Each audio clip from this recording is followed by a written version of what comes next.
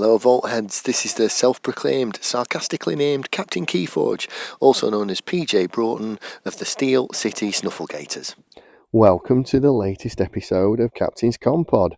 And hasn't it been a busy week in articles from Ghost Galaxy? So today we're going to be looking at the wins of exchanges, or should I say the wins of changes, because there's been a few changes happening to the way rules are worded, and also some of the wins of exchanges cards. And we're also going to be looking at the ban list for the new Alliance format. So we'll start with the more recent article which came out on Wednesday. We'll just get that one out of the way. So there was a pledge manager update saying that this coming week the pledge manager will be updated so we can sort out paying postage and things like that on our GameFound pledges. So that's a good one. They also talked about Unchained decks. They showed what the Archon cards look like. They've got a sort of monochrome look to them, with house icons being purely in black and white. So the Archon is still colourful, but the house icons are all black and white on those. Then they also showed the flip side of an Archon card with the deck list for Unchained. Again, black and white. The thing that struck me most about that one, and it may be an error, but it's got shadows on it. Shadows isn't one of the houses for wins of exchange. Shadows is one of the houses that's gone. And on the Archon card that they showed for Unchained, it's got Mars, Saurian, and Shadows. And I was like, Shadows, what are you doing here?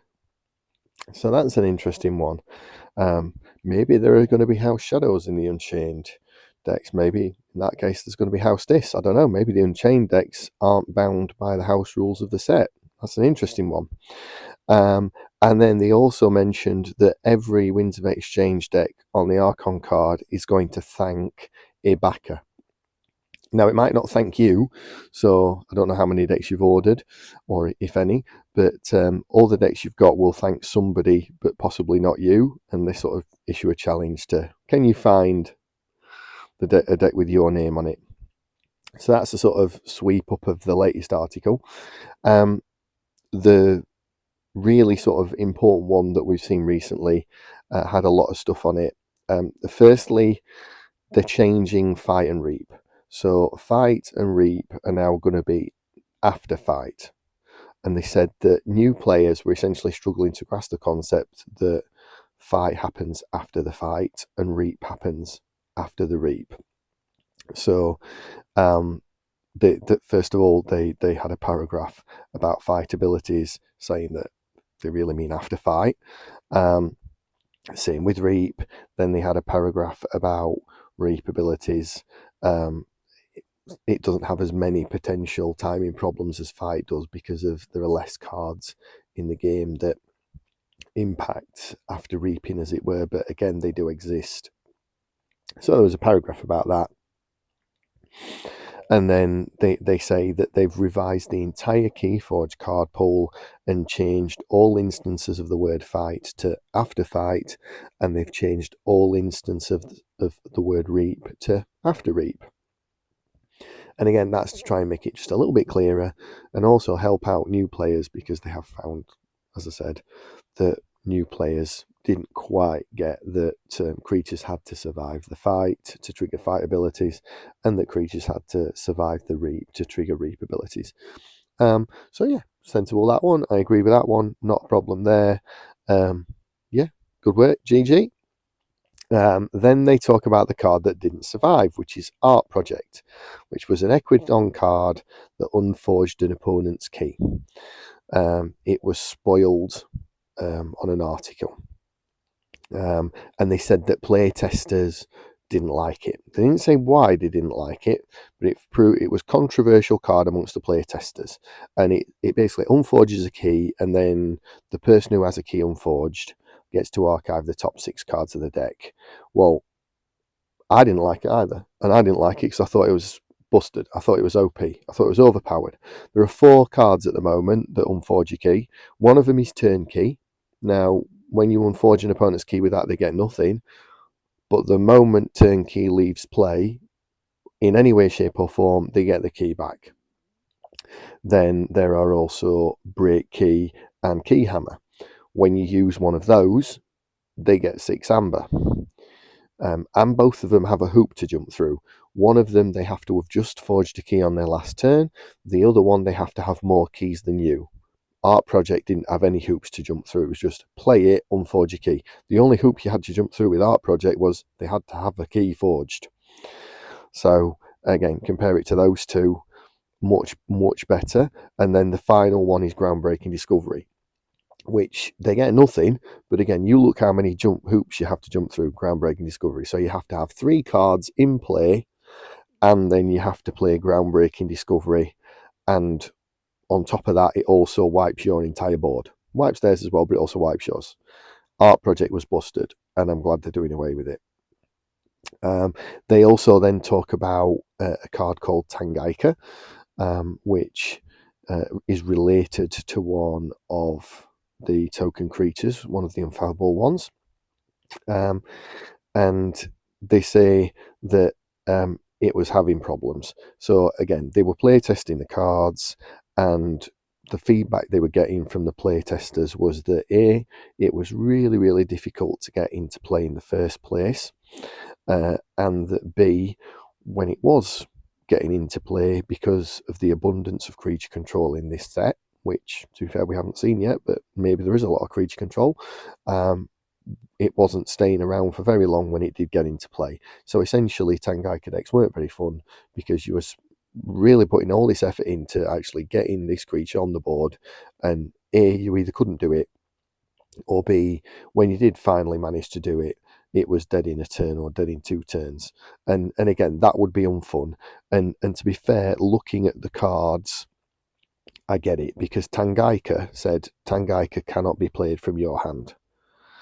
And the token creature said action, destroy 5 cultists, and then search your deck or discard pile to put Tangaika in play. And I was looking at that when I was sort of going through the spoilers, and I was thinking, that seems really, really difficult to pull off. Your opponent can be killing your token creatures. Tangaika could become a token creature because you have no control over which cards become the token creatures. So it might not even end up in your hand.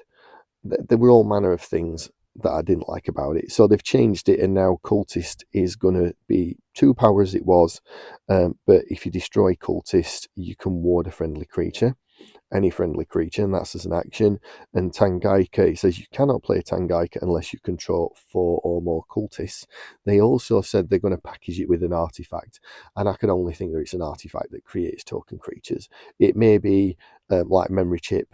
Every time you choose Unfathomable, you automatically create 1 or 2 token creatures, or it might be like Library of the Damned in that it's an action, but then you create 1 or 2 token creatures. So I can see that being part of it, and I think again that's a good change, and it will help.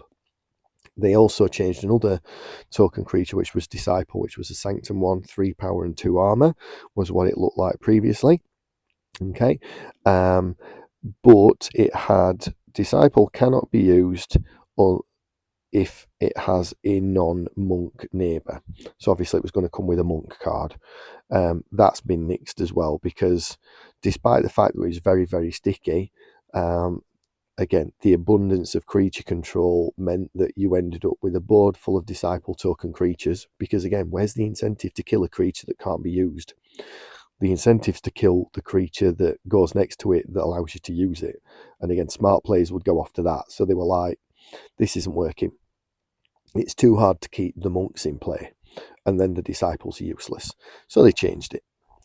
And what they did, they just changed it to a 1 power creature that is buffed by the monks. So now you can always use the Disciple, and the monk increases the power of the Disciples when you get it next to them. So again, I think that's a good change, and well done, Ghost Galaxy.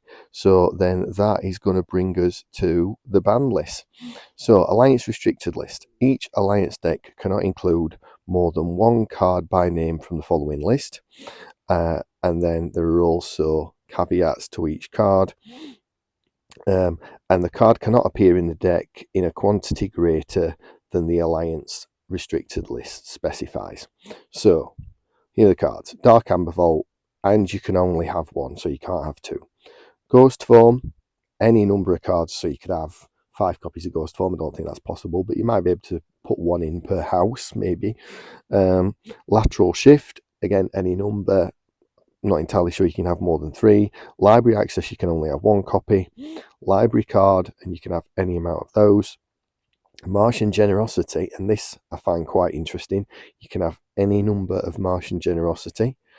Restringuntus, you can have 1 card. You can have any number of Science Officer Morpheus. You can have any number of Time Travelers. So if you've got a Logos deck with 2 Time Travelers, marvellous.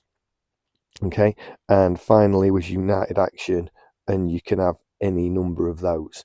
So, I mean, again, I think there's only 1 per house, but you might manage 3 if you can find Maverick United Actions. Some of them are not surprising at all. Most people were talking about Dark Amber Vault. Most people were talking about Library Access. Most people were talking about Martian Generosity. Same with Restringuntus. Same with United Action.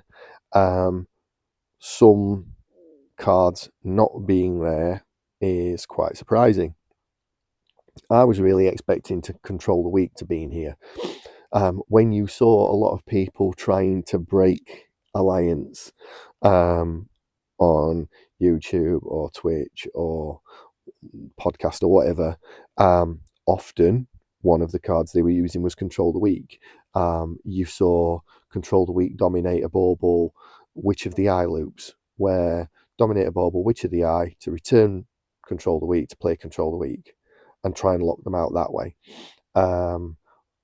The only time I've ever locked someone out in KeyForge, and I wasn't deliberately playing for it, but I started playing for it after 2 turns, was with Witch of the Eye, Nature's Call.